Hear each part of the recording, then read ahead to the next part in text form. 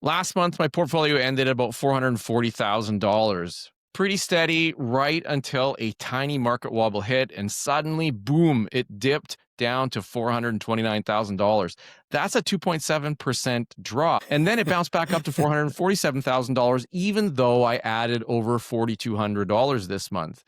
But here's where it gets interesting. Paul's income portfolio reacted totally differently, even though he didn't add a single dollar. So why did the same wobble split our portfolios apart? Why did mine drop a little and then recover while Paul's dropped way more? And what does this tiny test reveal about growth versus income, especially for investors who are tempted by high yield cover calls? Before we jump in, here's the big reveal. Paul, you hit an all-time high around 447,000 as well. Then during this wobble, you dropped to, well, okay, Paul, why don't you tell everybody where did things go this month? All right, Darren. So yeah, you're right. Back in October, the 27th, I hit my all-time high was 447.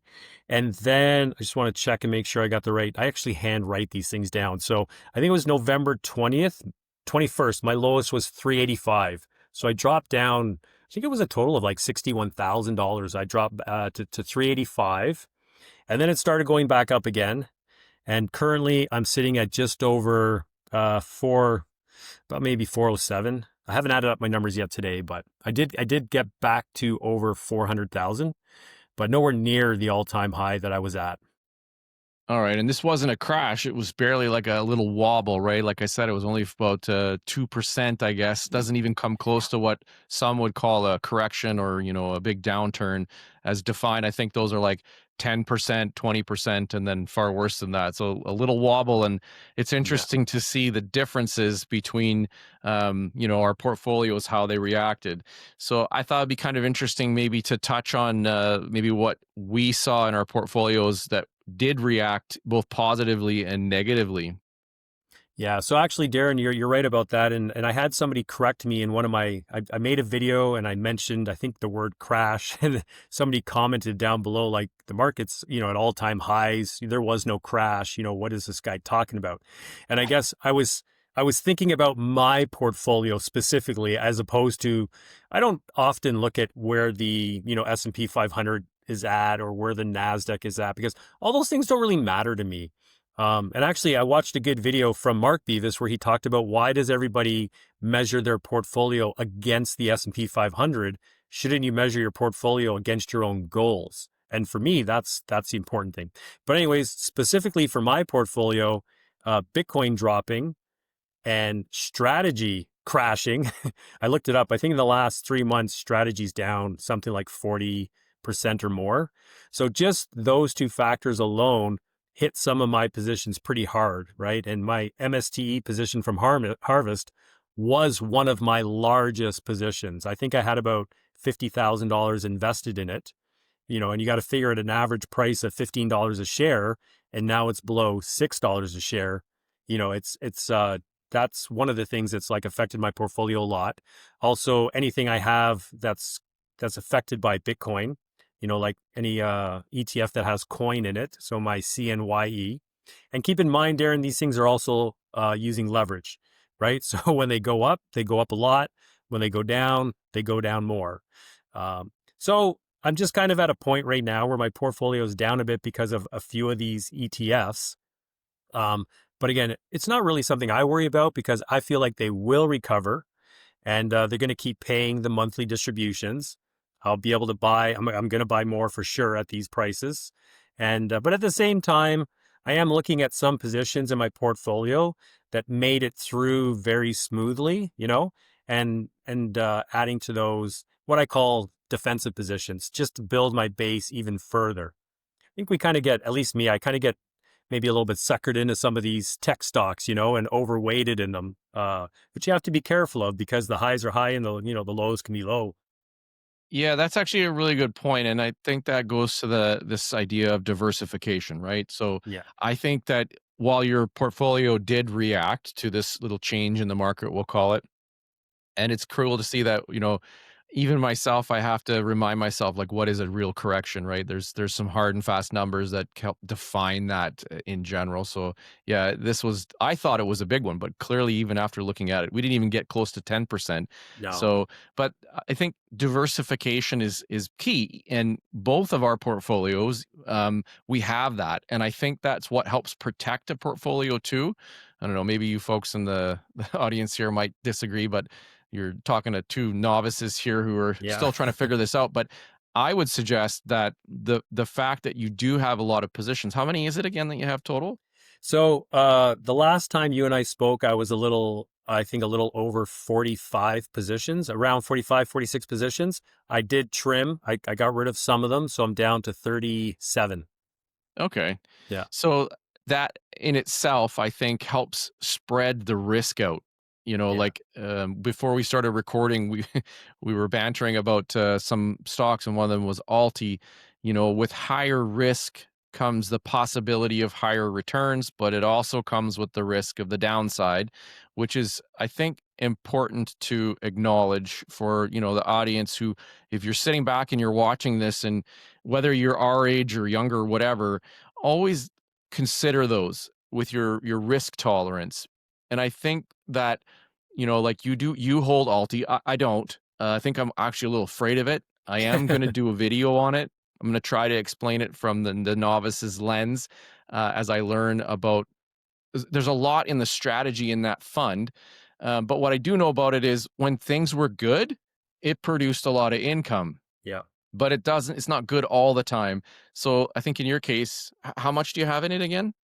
I had just before the split, I had 1,600 shares. So now I'm down to 160. Of course, at the new Yeah. price, right? And so for a portfolio of your size, above, well, you're just above $400,000. That's a very small percentage. I think I've heard that, people say like, oh, if you are not completely, good conviction on something, you make sure that if you're willing to invest in it, that you're willing to give that money up. Will that ever happen? I don't know. I guess it could happen, but so far I haven't seen that. I haven't seen anybody on Blossom, or I haven't seen anybody say, hey, I had this position and it evaporated to zero. But that is a possibility. I've had, to be honest, Darren, I've had investments that went to zero, but they weren't income funds, right? They weren't covered call ETFs or anything like that. They were, I had one of the pot stocks, from it's actually local, pretty local, just outside of Grimsby, went to zero. They got delisted. And I had some meme stocks that got delisted. So I did learn the hard way some of the investments that I will never touch again. You know what I mean? I like to stay away from small cap. I get burned. I buy the wrong small cap stocks, so I don't try with those anymore. But no, I think Alti, they'll just keep reverse splitting it if they have to, right? So it'll never go to zero, but how much you make per month is going to keep going down if they don't figure out how to fix this fund. Yeah, it's definitely gone through a number of changes. I think one of the keys there is that it has a lot of. It's not just like a single stock ETF or a single stock position. I think you increase your risk, like you mentioned there. You hold one stock and that company goes out of business. Well, clearly, if it's delisted and doesn't exist, you're going to lose your money. But Yep. I guess in this case with Alti, it has, I'm not sure. Oh, it's between 20 and 30 positions in total Yeah. within it. So the I think that reduces some of that risk. Now, that doesn't mean that it's the best fund to invest in, and I guess that's the key here, and that's why I wanted to do this with you. Is there are funds that you understand, I think, better than I do, because you've been investing in them longer than me. Um, but I'm learning more about them, and again, I think there is a space for these funds, the covered call or income funds. And Alti is definitely a very unique one.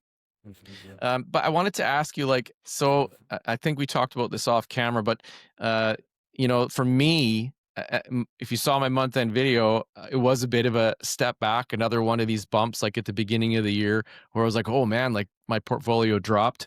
For me, it was about $10,000 in my portfolio, and that feels pretty significant to me. Hmm. Though when I step back and I look at things, I kind of felt like, okay, this is just a little speed bump, but it took a bit of perspective to kind of figure that out. Like I've said it before, if you zoom in on that one moment, it looks terrible. If you zoom back out, you go, okay, well, it wasn't that bad. Uh, Given the larger change in your portfolio, I would describe yours more like a pothole than a speed bump. But how do you Yeah. actually feel about it? You know what, Darren? I do the same thing as you, right? When I go on Wealthsimple and I look at my portfolio, I also have some money with RBC, which I'm considering abandoning them, but that's another story for another day, I guess. I when I go on Wealthsimple, I take a look, for example, at how has my portfolio done in the past 3 months, right? How's it done in the last 6 months, 1 year, and then I look at the all time. So a month ago, my all time, I was up about 107%, which I'm happy with that. As long as it's generating my monthly income and I'm up 107%, I'm okay with that. So right now, I think I'm up about 89%. So not as good, right? Not as great as it was. But still, when you think about it, if you zoom out and you're up 89%, that's not that bad, right? I'm not, if I was down 89%, then I might think, okay, this whole income thing is not working. You know what I mean? I got to find something better. But as Yeah. long as my portfolio is in the green over a longer period of time, like if you look at 1 week or 1 month, I might be down a few $1,000s or whatever. But yeah, I always zoom out, and I think that's what you have to do, right? You have to zoom out and see how your portfolio is doing over a longer period of time than just a week or two. Yeah. So like in my portfolio, obviously the like XEQT that I hold, VFV, VU, those were, I guess they reacted the least. Doesn't mean that they didn't drop. Everything dropped in my portfolio. I think at one point, pretty much every position looked red at one particular time or another. And then the covered calls, which in this case was HHIS, seemed to react the most. But you've already identified kind of what that was likely driven by is more the Coinbase and some of the other funds that are contained within these. So uh, they are held within these funds, and when they drop in price, we know that with covered calls or income funds, you're not protected from that downside slide, and the recovery is a bit slower. So it's the way I would frame it is it's not unexpected, right? No. You've been doing this long enough. So is how would you tell the audience about, how to prepare themselves when this was like a 2% drop in the market? What would 10% look like, and how should they prepare for that? Well, I think what I'm learning more and more, Darren, is that you have to build your portfolio. Even I guess your portfolio as a growth investor, you talked about XEQT, which has 8,000 positions in it, right? And VFV is similar. As I'm building my portfolio moving forward, I'm looking at funds that don't just hold one single stock, right? Because then you do have more exposure, to the downside, right? So, for example, with my U.S. listed ETFs, instead of buying more Alti or something from YieldMax, I'm starting to add more to my Tap Alpha positions, which hold the S&P 500 and hold the Nasdaq, right? And if you look at their share price, they go up 50, 60 cents, and they go down like 10, 20 cents.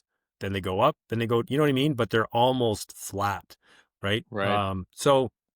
But they keep paying that 14 to 17% distribution, which is which is the part that I like, right?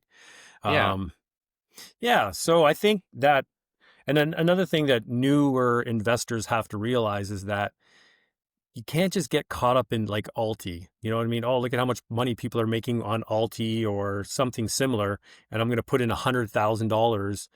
You know what I mean? And then 2 months later or 3 months later, when their 100,000 is now 70 grand, you know what I mean? Maybe if they had to put in $1,000, they would have been okay and put the Yeah. rest of the money into something safer, right? It's almost like it's like an ETF. I know that sounds like a silly analogy, but because you have so many positions, you're creating your own ETF. Yeah, Like, and as a result of, some would describe it, I suppose, as diversification. But at the end of the day, you're spreading the risk out, like you just described. So instead of putting everything into Alti and watching it, go through what it just did and bottoms out on the price, and you're not sure if you're getting your own money back or not. You're on the other side of the coin. You're getting, no pun intended there. You're getting some of your other funds are paying, on regular distributions because they might be trading sideways, which is when these funds typically tend to do better. Maybe that's not the right way to frame it, but that's when you're going to get the best of the premiums that are being paid on the call options. It's in these volatile times that in some cases you're probably getting your own money back, and in other cases, and that's simply because the fund just can't generate enough income at that point in time. But again, zooming out, it would probably level itself out at some point, I suppose. Um, so I wanted to explore this a bit. Did this month expose any sort of big risks of, and you kind of touched on this, but going 100% income, which, that's what your portfolio is like. What would you say if somebody was saying to you, like, I'm new and I want to get into this, I want to go 100% in income? Um, to be honest with you, Darren, I mean, like the last month hasn't really been much different than the last couple of years. You know what I mean? There's been periods where my portfolio skyrockets and I hit kind of like an all-time high. One of the dates that is in my mind is December of 2024. I hit an all-time high. And then what happened, right? From December to April, right? Liberation Day, my portfolio dropped. And I think at that point it dropped about $95,000. Well, you're talking about your portfolio dipping 10,000, imagine 95,000, right? So I went down that 95,000, but again, I was still collecting my monthly income, and my monthly income was still growing, still going up. And then from there in April to October, all of a sudden I'm at an all-time high again. You know what I mean? And so right now it's just like, this really is more or less a buying opportunity for me. You know what I mean? Just taking a look at my portfolio, which positions are down the most, which ones do I want to add to? But at the same time, one thing I've learned in the last few years is that tech seems to be kind of cyclical, where people love technology and then they get out of technology, kind of like Bitcoin. It goes up to, what was it, $126,000, and then all of a sudden is back down to like 80 something. I don't know if it's just big players are like, hey, we're at 126, let's sell, make our money, and then we'll buy back low again, right? But anyways, when technology seems to be dipping, all of a sudden your oil ETFs, right? Your banks, your utilities, they seem to perform a little bit better at those times, right? So I think it's, like you said, diversification, right? It's about having a balance and making sure that you have enough non-tech investments to kind of like hold down the fort when technology is dipping like it is right now. Yeah, that's for me, that's sector. So I like that. That's actually a very simplistic or holistic way of looking at it. Is when that's why diversification is important, not only in funds but also in sectors like you just described. And in my portfolio, it's very similar, where I have percentages in my asset allocation in North America, international markets, emerging markets, Yeah. some real estate, and then Canadian stuff. Uh, I have a bias as far as percentages go. And then if you look at XEQT, it's exactly the same. Like if you look inside of XEQT, you'll see that same asset allocation where it's Mm. percentage wise spread out. And so that is, the same idea. It's just the yield or the income is far less, and the growth in the stock price is where you see the appreciation. It's like my last thumbnail for our last video, where there's the tree with the apples. So that's Yeah. growth, where eventually we're going to keep picking more and more apples from the tree. Or in the case of an income investor, you get your basket of apples right now because somebody gave them to you, and that may remain consistent. It may get less, it may get more, you just don't know. But in the growth side, it's sort of you're growing that tree to produce more and more and more. And then you have to figure out, which you touch on a lot in a lot of income investors, you have to figure out what's the best way to capitalize or utilize that money. By selling shares is usually the way that it happens, because I mean, unless your portfolio is big enough to produce enough dividends in retirement that you could survive on, sort of thing. So I like that analogy of the sector part, and your portfolio is constructed that way. Have you actually thought about like breaking down each fund to determine a bit more precisely where those sectors sit? I started to do that a couple of years ago, and to be honest with you, I kind of gave up on it. Just too much paperwork for me. Um, I had this thought about a year and a half ago when my monthly income hit about $5,000 a month.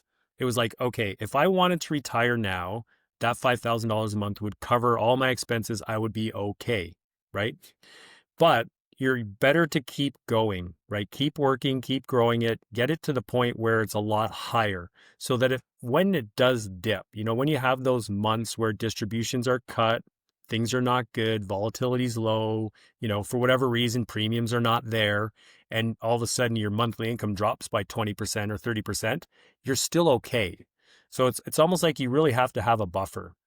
And, not only that, but there's inflation, right? So it's gonna, your expenses can go up over time, and you want to have some money to reinvest to keep growing your income as well. Yeah, it's interesting because some people go all in on income. Well, I guess that's kind of what you're doing right now.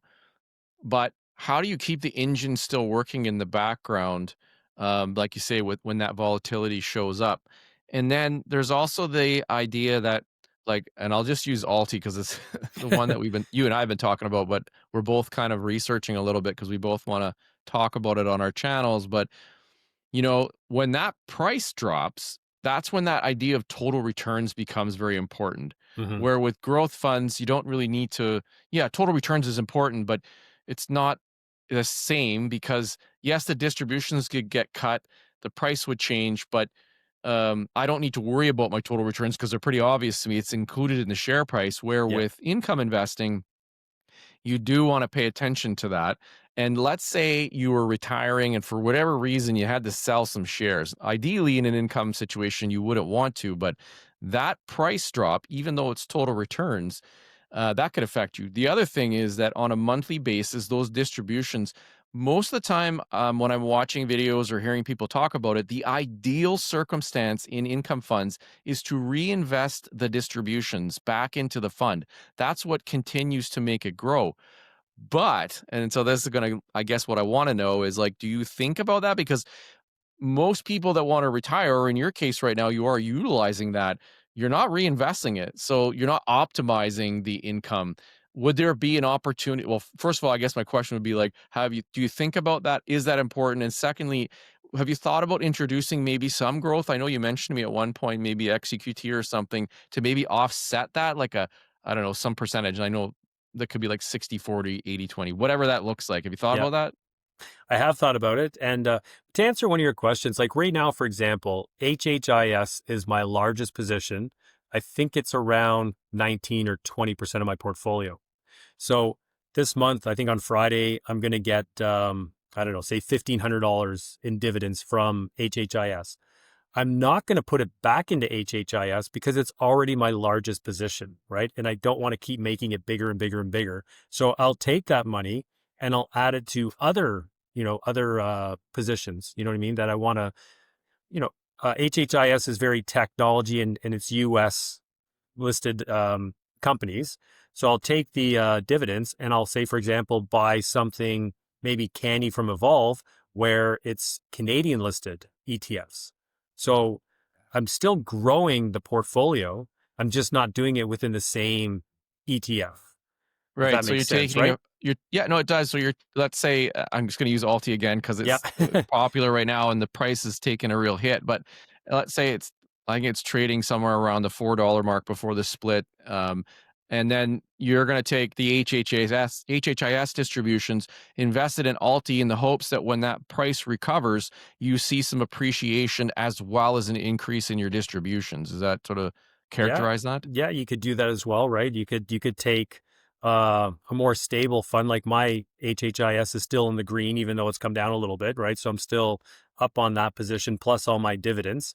You could take dividends from that and you could put it into Alti, just to try to increase that, your position in Alti if you wanted to grow it. The other thing to answer your question is a few weeks ago, I did decide to start a position in XEQT. Sean decided to start a position in FEQT, right? So we're each buying every week and we're going to compare the two to see which one over time outperforms the other.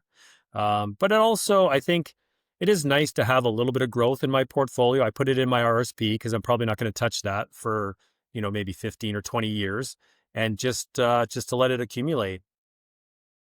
That seems like a smart thing to do, especially with, I often thought that I only had whatever I say, like when I started, I would have had 10 years before I was going to retire. I guess it's like 8 now. But when I sat down and I actually thought about it, I was like, actually, it's a little longer than that. It could be upwards of 15 or 20 years. And for a fund like an all in one fund like those two, you could definitely have some great benefit from just letting that money sit there and grow and however you decide to add to it. So, I think that's why, like for me, I have some covered calls in there because I do see that they have a place. It's just trying to dial in and make sure that I have ones that won't affect my portfolio too badly. So right now, the total I have is 12%. I was going to go to 20%, but I'm going to hold off on that. So the monthly distributions right now for the whole portfolio, including the cover calls for me, is sitting around $1,200. Hmm. And I base that on what my pension would be because that's what would be supplementing that if I was to say retire tomorrow kind of thing. Yeah. And I also know that as my portfolio grows, which it will, because I set a target, my target was 500,000, but I've actually increased it after I used my retirement calculator. I realized it needed to be a little bit more. It's going to be 577,000 will be the mark I want to get to. So as the portfolio grows, those distributions will also grow. So I find when I first started, I was looking at what I need to do today, but you also need to look long term, not only at what will I be down the road, but what am I going to do in retirement? Like you mentioned with an RRSP, you might Yeah. not touch that for a long time. You might just be dealing with your TFSA. Yeah, well, for myself, I was thinking maybe between now and the age of around 70, if I just buy XEQT every week, just add even a small amount. I think right now we're doing $50 a week, but that's 18 years, right? It will actually accumulate to a reasonable size. Um, and I'm buying it all with dividends from my covered call ETFs. So it's not like I'm out of pocket to invest in it. Yeah, exactly. Yeah. So I have a maybe a pretty obvious question, maybe not, but so part of distributions we know is return of capital or ROC, and Hmm. that's basically you getting your own money back. So the obvious question here is, does that cash flow feel as stable once you understand where it actually comes from? And how do you feel about that? Well, if you have an ETF, and maybe Alti is a good example of one that's that's say returning your own capital, then yeah, that's not a good thing, right? That's why the NAV erosion's occurring, and they're stripping away the actual ETF itself. But a good fund provider like say for example Harvest, right? They will only pay out what they make in premiums most of the time. Some months they pay a little bit more, but then other months they make it back, right? So it's kind of an average over the course of the year. But you can see Harvest, they dropped their MSTE distribution from I think it was 60 cents or 65. They dropped it to 55 to 45, and I think now it's at 35.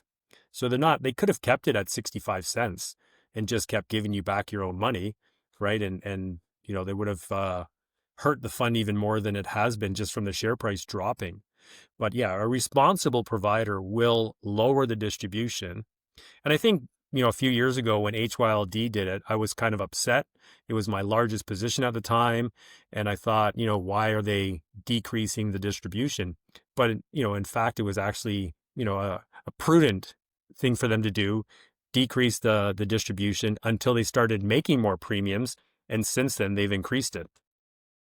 You got me thinking about something because I have been, as I said, I've been researching Alti to try and gain a better understanding of how the fund works. And you're hitting on something that's important because with YieldMax funds in general, I speak generally here, they offer, these outlandish returns of like 80% and things of that nature on the yield. And, I think that gets a lot of people's attention. But it begs the question then, because with these income funds, as you and I have discussed, is they respond in market trends, and in this case it was a downward trend, and then the fund managers have to respond accordingly. Which in this case, in HHIS's case, they're cutting, or sorry, which one was it again? You said Misty? Oh, MSTE. Yeah, so they're dropping those distributions so that they're not returning your capital in order to maintain what they promised. And maybe that's one of the issues with yield max funds. I'm not entirely sure, but if they're not cutting them, it's like I think Enbridge did the same thing, and for the longest time, like, they just some of these bigger companies like to keep their distributions, so they keep the investors on side, and I'm pretty sure that, Alti is, like, I'd have to look it up, how much is under management right now as far as I think it's in the billions, like 51 billion. Let me have a look No, here. maybe 5. So what happened to Alti was their assets under management were, I think, below $1 billion. And then back in, I guess it was April or May, when they kind of corrected the way they were running it and it started to appreciate, their share price started to go up and they were paying weekly, like 9, 10 cents. Darren, so many people got attracted to that their assets under management went from, I think, just below $1 billion to like $5 billion within a few months.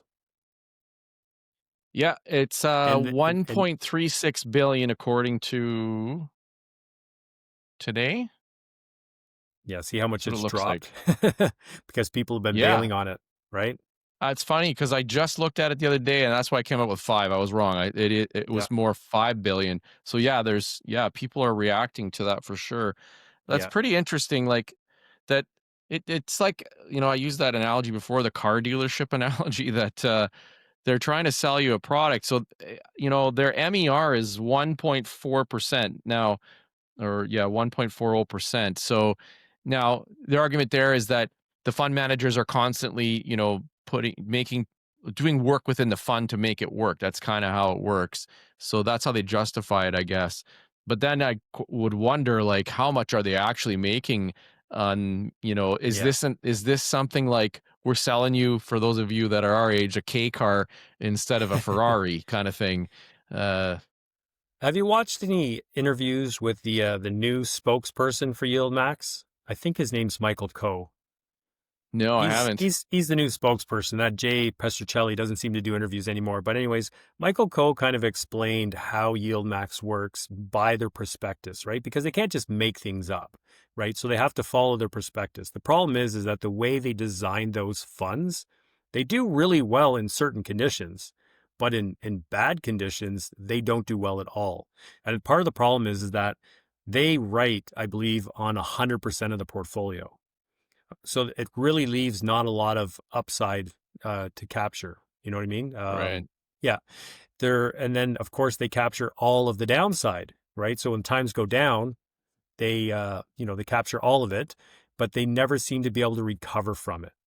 Where a lot of Canadian companies, they will write on 30 to 50% of the portfolio, right? So if they hold, say, like Tesla, say they hold Tesla shares, they'll use 30 to 50% of those shares to write their call options or their strategy. The other 50%, or 50 to, I guess it would be 70%, they don't touch those. So if Tesla was to run up to $1,000 a share, they would get all of that upside.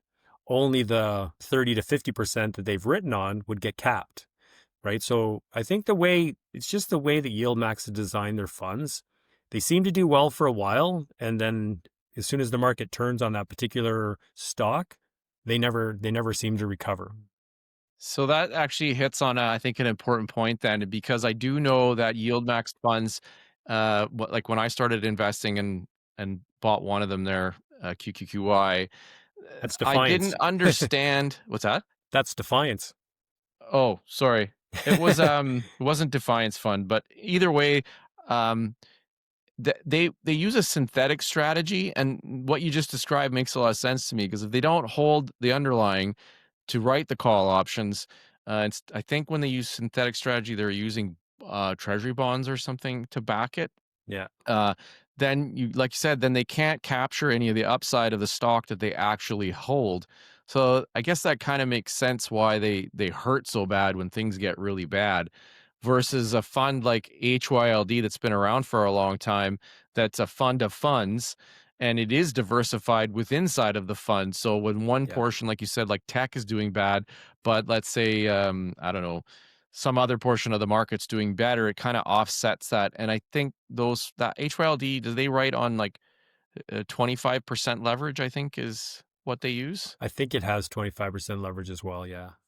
Yeah. So compared to the yield max funds, there's less of a risk in that strategy. So then I do wonder, like, maybe I should study a bit more about, like, when has it been so good that whether you have 1,000 in it or 100,000, when has it been so good that it makes it that good? Because everything I'm hearing about this particular fund and any other YieldMax funds doesn't make me want to look at them at all. Yeah.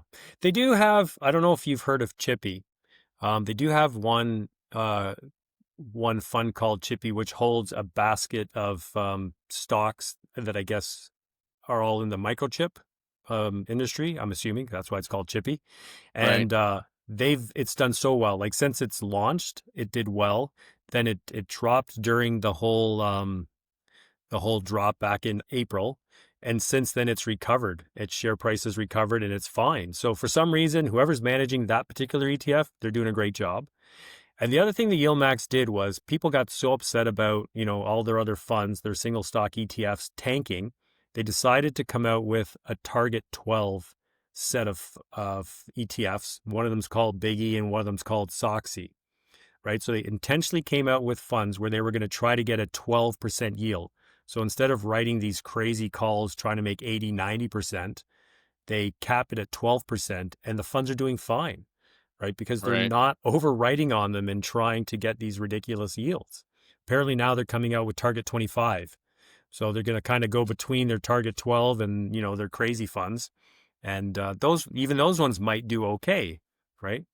So that's an interesting perspective. So, and I know that you've heard this before, I'll say. So if that's the case, if writing calls and having 12% as a target so that the fund doesn't, I guess I'll use the word collapse, Yeah. or run into the ground or return to capital or whatever, then why do so many income investors not just look at just carrying, like, I don't know, well, we'll just use XEQT as an example, but I guess what I'm trying to understand is, like, what you're saying is that it's in the so risky parts of income investing, the funds collapse.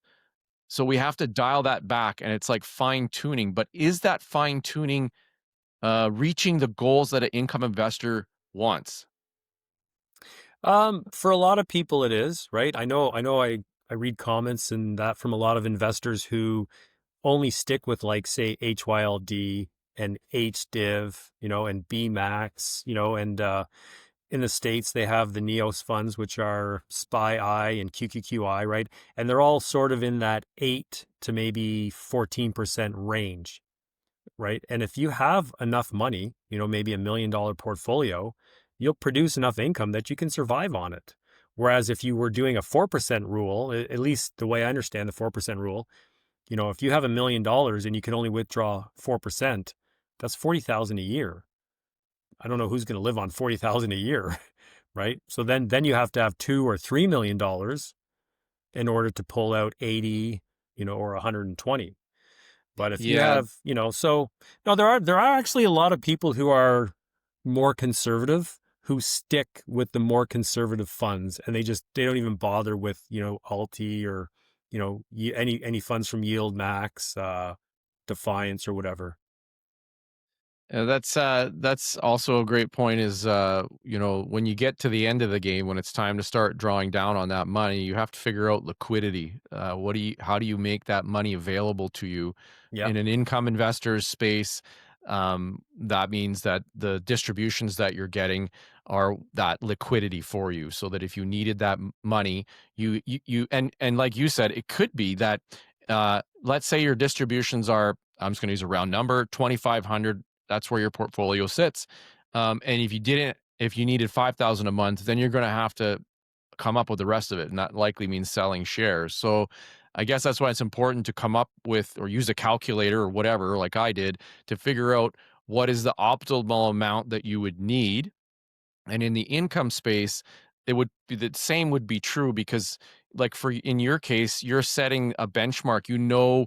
Based on the funds you hold, how much you can earn on your income. And so I guess that sets you up for when you have to look at that 4% rule.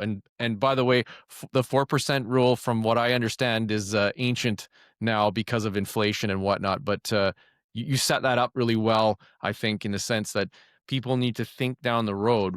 Okay, I'm making this now, but if I don't contribute any more to this portfolio, what will it look like down the road? 2% inflation every year, increase in costs, and so on and so forth. There's also, I mean, life is not this easy and simple, right? It's more complicated than you think, right? Because you have, for example, in Canada, we have your Canada pension plan, right? You got your old age security. So those are all going to kick in eventually, right? You might have parents who are elderly. At some point in time, they're going to pass away. Not everybody, but some people might be lucky enough that they're going to inherit some money, which will all kind of get thrown into the portfolio. Um, you have a pension. My wife has a couple of smaller pensions, but eventually that'll all get, added in as well. So there's a lot of different variabilities, right? I own a house. Someday I can sell my house and downsize. That will give me more money to invest. So there are a lot of things you have to consider, when you're looking at your own retirement strategy. For example, when you talk about your retirement numbers, I don't know, how much are you thinking about making on a monthly basis? You know what I mean? Your pension plus how much, right? And it's individual to everybody. Yeah, it's totally individual. I base it off of some of the expenses and whatnot that we have right now, and I chose a number, but that number has been influenced, which I might change.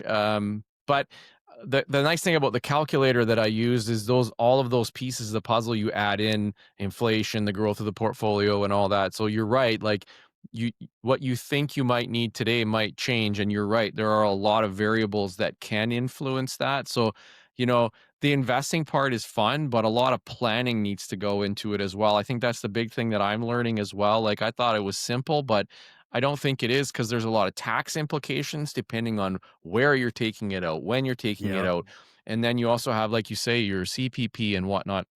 So there are a lot of other components to think about as far as planning goes.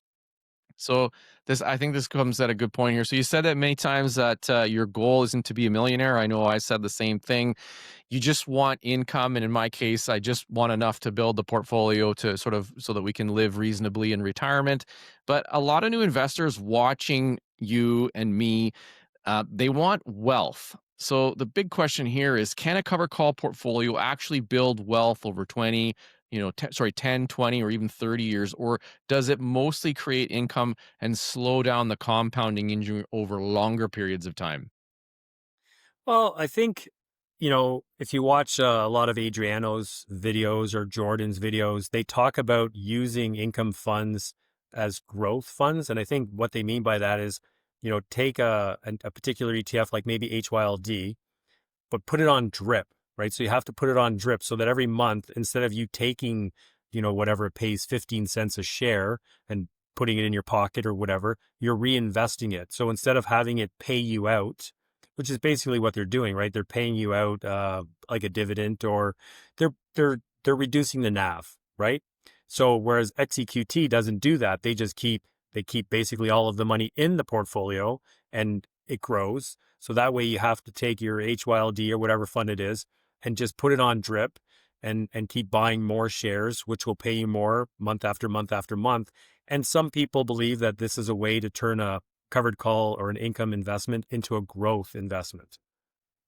I don't know Yeah, if that makes anybody's good done it sense. over long enough time to to prove it for. I guess you can use a calculator and figure out if it'll work or how much it'll pay over time.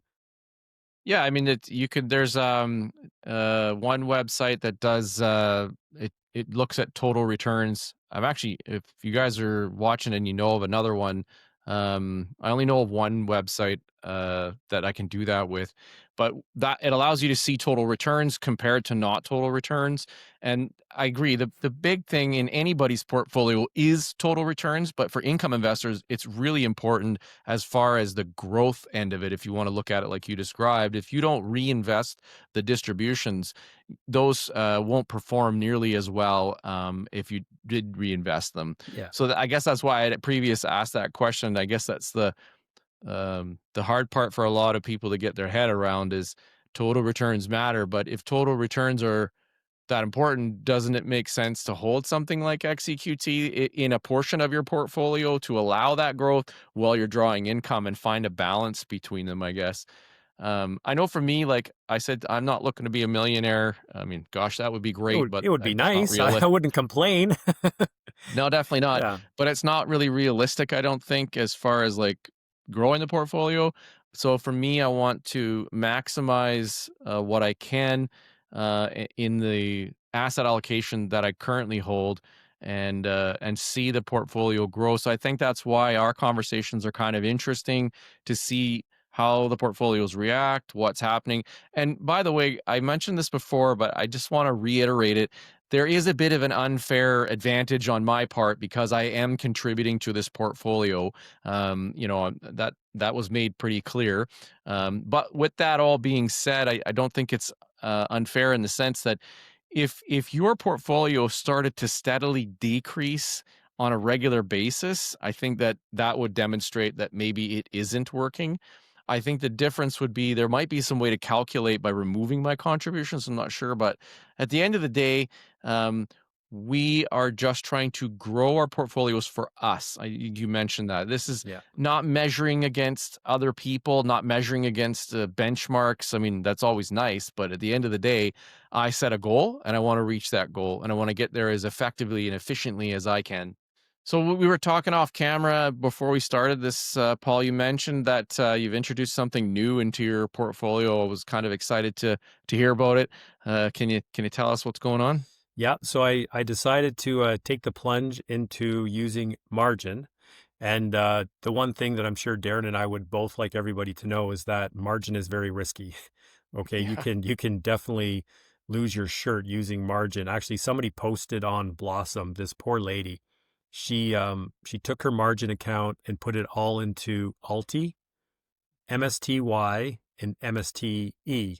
Okay, so right now she is out a lot of money and I think she's being margin called. So I would highly recommend not doing that. And to be honest, if you don't have, I would say at least 5 years or more worth of investing experience, I wouldn't even bother considering using margins because, you know, you probably don't have the stomach for it and the understanding of investing and everything else. But anyways, I decided to go for it. You know, I spoke to some people who use margin, try to figure out everything I needed to know, and I went in real big and bought like $500 worth of Utes, which is a utility covered call ETF.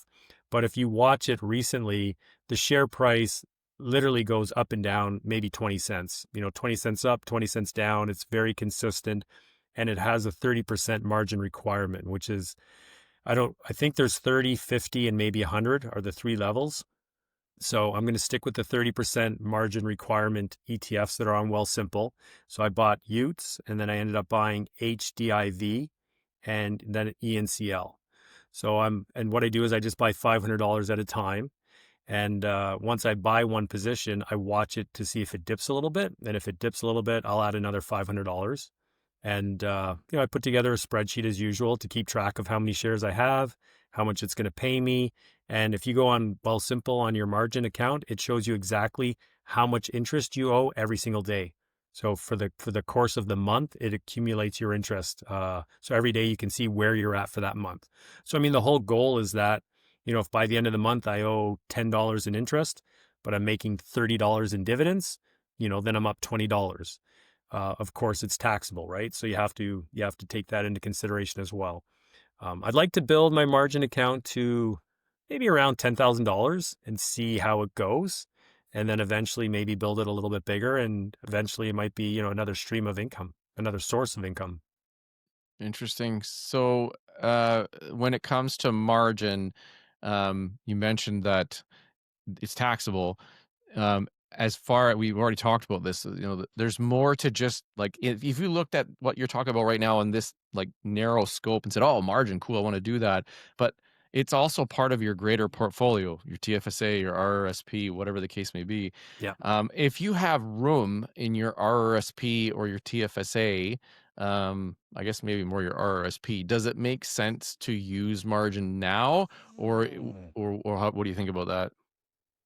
Like use margin in your RSP? No, like if you have room to contribute I'm thinking to the greater audience here. Yours Yeah. is a very specific situation, but if someone was listening to this and they were like, "Oh, cool! Like Paul's doing this, so that means I can start making money." And again, we're not financial planners or advisors or anything, but just like from your journey and how you're sort of sharing it, would you, if you did it all over again, would you start margin right away, or would you max out the RRSP and the TFSA and then look at margin? Well, so my TFSA is maxed out, so I can't put anything there. And I can contribute to my RSP, but I'm not actually contributing anything to my margin account. So it's not like there's money, $5,000, $10,000 that I could put in my RSP. It's just the margin that Wealthsimple is giving me. It's just the money that they're lending me, What's backing it? the TFSA. It is the TFSA. Yeah, you can link your TFSA to your margin account. I think the other thing you can do is just say you put in $1,000 or $2,000 in your margin account, then Wealthsimple will determine how much you can borrow based on how much you've contributed. But for me, I think the easiest thing to do was just link my TFSA. But of course, if I ever get margin called, that means they can pull money out of my TFSA to pay off whatever money I owe them, which is the Right. reason why I'm going for like as defensive positions as I can. So I I did an interview with Robin Haney, who's doing the same thing, and Yeah. I sometimes feel like I'm learning online, which is opening yourself up. There's no doubt the audience that's watching this and your audience and mine are pretty big now. It's a lot of people if you were to think of like a hockey arena or something. So but I'm willing to put myself out there because I want to learn more and I find this interesting. So sometimes I'm better prepared than others, and this one I'm not. So can you kind of walk me through what margin get calling is? And I know some people are watching this, are probably going to laugh at me, but there's so much to learn. It's one thing I didn't research. So I don't honestly know. What does it mean to get margin called? So I don't, okay, I don't know the exact ratios. Like it's, like I said, they're 30%, right? That's the margin requirement. So I think what happens is, let's say you borrow 10,000 from Wealthsimple, right? So you got 10,000, put it all into H yield. Let's say you put it into HYLD. If for some reason the share price of HYLD drops, I think more than 70%, you get into a position where you owe them money. And again, I'm not 100, I don't know if it's 30% it has to drop or 70% for you to get that margin call. But eventually my portfolio would be so small that they would say, okay, now you owe us money, right?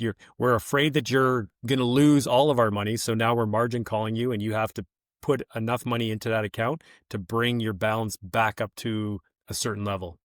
I see. So you're making money on the distributions and paying the interest off, but you're not paying the principal because the principal is invested in order to collect the distributions. So I think, like, for example, right now I took out about 2,500 in margin, right? So this Friday I'm going to get paid. I think I'm going to get like a whopping $18 because I only had, before the ex-dividend date, I think I only had $1,000 or something in margin. But so on Friday when I get paid, from what I understand, what I get paid will pay off the interest first, and then it will pay off what I owe them. I So see. so if I owe them $2,500 in the loan that I've borrowed from them, the money will go towards paying that off. So if every month I keep paying a little bit of the margin off, eventually I should own all of those shares. I will. Right. It's kind of like a mortgage on your house, right? Every month you're making your mortgage payment. Eventually you own the house, right? So every month my dividends will be making like the mortgage payment on my margin account as opposed to me paying it off myself. That makes a lot of sense because Robin had mentioned that he's being very conservative, and like the example that you gave, where this unfortunately this lady has invested all of it, then I can see why that would be a challenge. It's an interesting strategy. I'm curious. I didn't ask Robin this, but because we know that the market has been really strong for, I'd say, I guess, almost the last 2 years, and eventually it's probably going to change in a margin environment. If the market drops significantly, especially with covered calls or income funds, does that kind of scare you at all? I mean, I know it's not a lot of money, but Well, that's one reason why I'm keeping it small to start with, right? Is because I don't want to end up owing a lot of money. And it's another reason why I'm not, for example, buying Alti or, MST or something that's very volatile in my margin account. No like single stock ETFs. And the other thing is, I think I could be wrong, but I think what's been driving the market a lot lately has been tech stocks, right? So instead of loading up my margin account with tech stocks, I'm doing kind of like the opposite. I'm buying stuff that should be more defensive position so that when tech crashes, find a lot of people when they decide they're going to get out of tech, they sell their tech shares and then they put them into like banks and oil and utilities because they want to hold their money somewhere, or cash. I guess you could always hold cash. But so at that point in time, hopefully the stuff that I'm holding will actually do well, or at least not drop significantly to the point where I end up getting margin called. Right. Yeah, Yeah. definitely gonna research it. I think it would make a good individual video topic for my channel because I'm sure there's a lot of people that may be in a position to do it. I'm not sure that I am, but I'm very intrigued by the whole thing. Like I said, guys, it's It was honestly, sometimes it, it was the last thing I thought I would ever do. You know what I mean? But yeah. I don't know if you've noticed recently, like you said, Robin Haney is now using margin. Jordan is, using margin. It seems like more and more people are, taking the risk to use a bit of margin with their portfolio. And so I decided to go for it as well. Yeah. I Makes for a good think case study as well, right? Yeah, it certainly does. I guess I learn the more I do this, the more I learn about my own risk tolerance. I like your approach and Robin's in the sense that you're not going, like if they gave you, I don't know, 50 grand and you put 2,500 in, Yeah. it's like dipping your toes in, trying to feel things out and understand it. I think I would take the same approach if I was to do something like that. Um, and then obviously there's the risk reward. So what in the end are you getting out of it? I guess the money in the beginning is a small amount. I guess it's a long-term game too, right? You're not going to see any real, like you said, till you pay off that initial investment, you're not going to see a great deal in the beginning. It's definitely interesting. And also like, you know, I've heard this in some audiobooks and whatnot that the rich don't get rich by just using your own money. You Right. have to use other people's money. Not that necessarily we're trying to get rich, but we're trying to maximize the growth in the portfolio. So it's got me intrigued. I want to learn more. And what I was saying before is I feel silly opening myself up, but that's why I started this channel. And I'm pretty sure that you're in the same boat. You like sharing your experiences, and it can be embarrassing. Sometimes people comment, and you feel silly. We're humans, but I learn a lot from these conversations rather than me just babbling on about something that maybe I don't totally understand. Yeah. And I Here's think, one other one. If covered call ETFs cut distributions in a real downturn, which they can do, which we talked about, so what pays the bills then in sort of a portfolio like yours? well, I think um, if you do follow Adriano, like I do, going back 5 years now, what he noticed along his journey, because back in 2020, he had like 75 different positions in his portfolio. Believe it or not, like 75.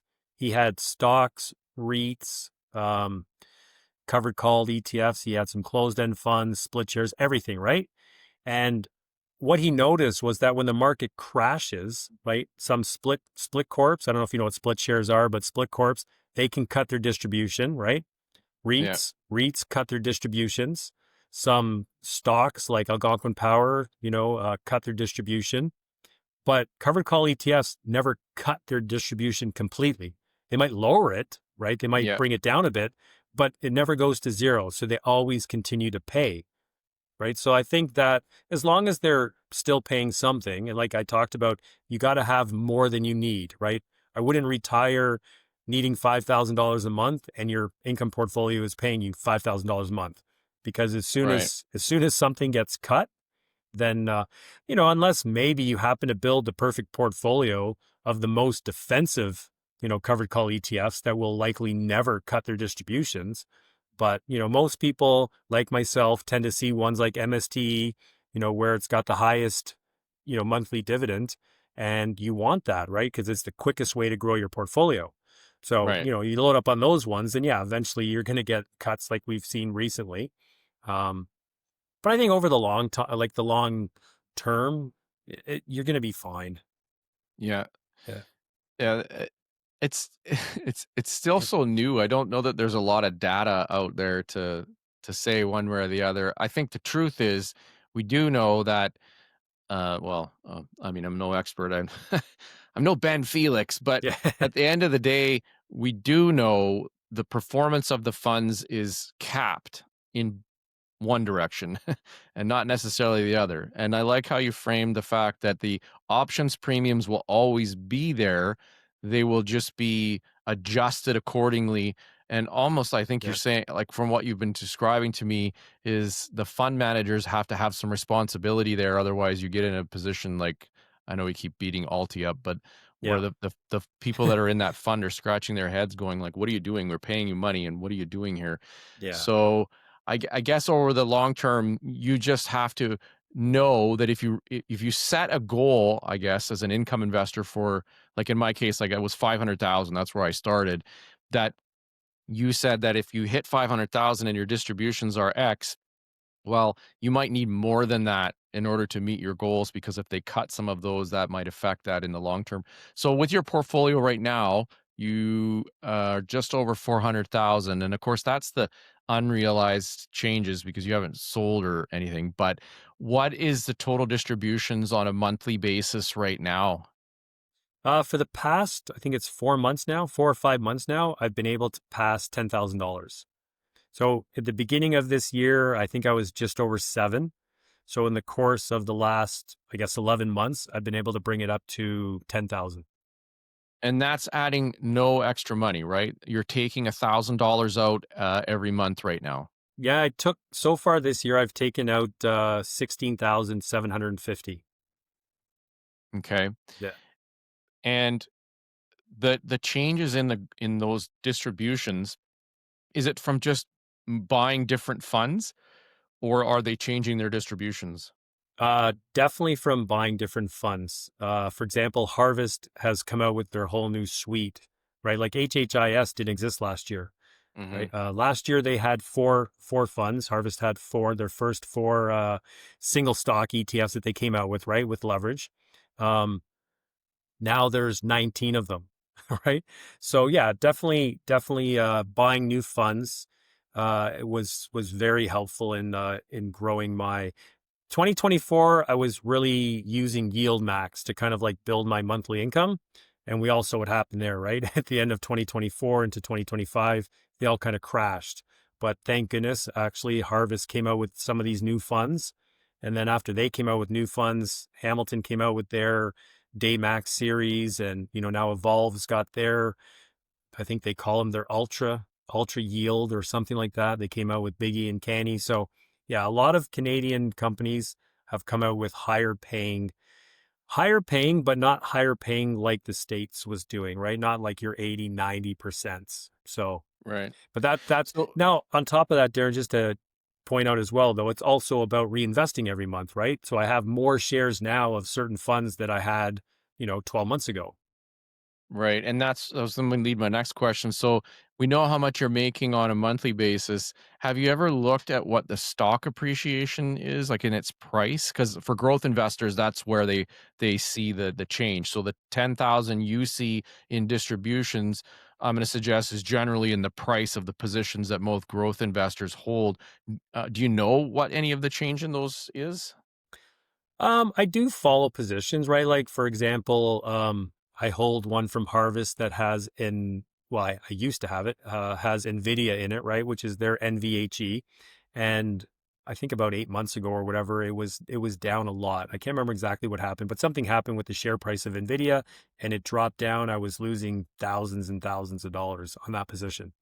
Well, eventually NVIDIA recovered, so did NVHE, and it got to the point where I was in the green and I decided to sell and realize all those gains. So sometimes I do sell positions and realize the gains. And the reason why I did it was because um, it was worth more than HHIS was. So I could sell my shares of NVHE, buy HHIS, and go from 22 cents a month to 25 cents a month. So I got an extra 3 cents a month. Now, since then, NVHE increased their distribution to, I think, 25 cents a month, but HHIS is now at 27 cents a month. So Yeah, Right. there are times when I will sell a fund because it's doing so well and realize the capital gain and then just deploy the money into something else. Like I said, some of this is pretty interesting when I think about the different strategies. So, with It's growth investors, generally speaking, you're rebalancing once a year. So, you set your asset allocation, and obviously, in the case of something like XEQT, you don't even need to do that because yeah. it does it rebalances on its own. For part of my portfolio, I have to look at it annually. That's what most growth investors do. So, what it sounds like to me is on one hand, you're paying a fund, and I'll just use Alti because I know it off the top of my head, 1.4% to the fund manager to manage it. But then you are also actively managing those funds based on what you just told me on, I would assume, a weekly or monthly basis. So, what I'm thinking is, and my question is, if I'm working full time, I'm a parent and I don't have a great deal of time. So I'm putting this on you. If you were in that position, do you think you could keep up with all of what you're doing right now to manage that portfolio? Yeah, you know what, Darren? I probably over manage my portfolio. I do have some friends that are also in like, covered call ETFs. But when I ask them, like, hey, did you see, what HHIS was selling at today? And they'll be like, oh, I haven't opened my Wealthsimple in 2 weeks. Right? Where myself personally, I don't go a day without checking it out. You know what I mean? So yeah, I think it depends on you personally, whether you want to be that kind of person who's always active and checking things out. I do get, I mean, I get daily dividends now, right? I get dividends Monday, Tuesday, Wednesday, Thursday, Friday, every single week. So there's always something going on in my portfolio. But if I really wanted to, I could just, close my Wealthsimple, leave it for a few months and then check it out in a few months from now and go, oh, hey, look, I got, $15,000 worth of dividends. What am I going to buy today? Right. Right. Yeah. So Hmm. I mean, I am probably more active. And what I think at the beginning of this video, I told you, I am trying to streamline my portfolio. I want to reduce how many positions I have and get to the point where I don't really have to worry about it as much as I have been. Now that I'm at that point where I'm making $10,000 a month, which is way more than I ever made working, right? Now I want to focus on kind of like the foundational positions, the ones that hold the S&P or hold the Nasdaq, you know what I mean, that are less volatile. They don't pay as much money, but they're more reliable, right? And Yeah. build those positions and then, get to the point where maybe I don't look at my portfolio very often and just you can even put things on drip or whatever. Yeah, I was thinking about I've held HYLD right from the get-go, and the share price on HYLD hasn't really changed a great deal compared to some of the other funds, aka Alti, or some of the other YieldMax funds. It's like a steady eddy, and then its distributions are fairly consistent. They do change with market conditions and stuff like that. Holding something like that would make your have to do far less, I suppose. Yeah. And it I find it fascinating in the sense that I look at my stuff daily too, I guess, just for more interest sake than anything, but not a lot is going on. There's certain distributions and dividends that come out, but it's like on a certain day of the month or whatever, where there might be some money that I need to reallocate that's sitting in there. I don't have a lot of drip on. Some I do, some I don't. So there's a little bit of that going on with me, but certainly not as much as you. And like you, I don't know that I would want to worry about it every day, but it also stimulates you. It's like well, it's the psychological piece, I guess. It's kind of fun. Yeah. Well, and I spent the better part of the last 5 years watching a lot of YouTube, guys like Robin Haney and, the Canadian in a T-shirt and Adriano and, other YouTubers, just trying to learn as much as I can and try to build my income to the point where I could retire. And I've gotten kind of to the point where it's like, I don't really watch videos that much anymore. I might watch one or two a day, but not like I used to consume them. Now it's more a case of us making videos, and trying to put out our own content as opposed to watching other people's videos. Um, Yeah, I mean, for my research, I do read and watch other videos to hopefully drill the content down because, as I said, I'm still a novice and still learning, and I don't want to steer people in the wrong direction.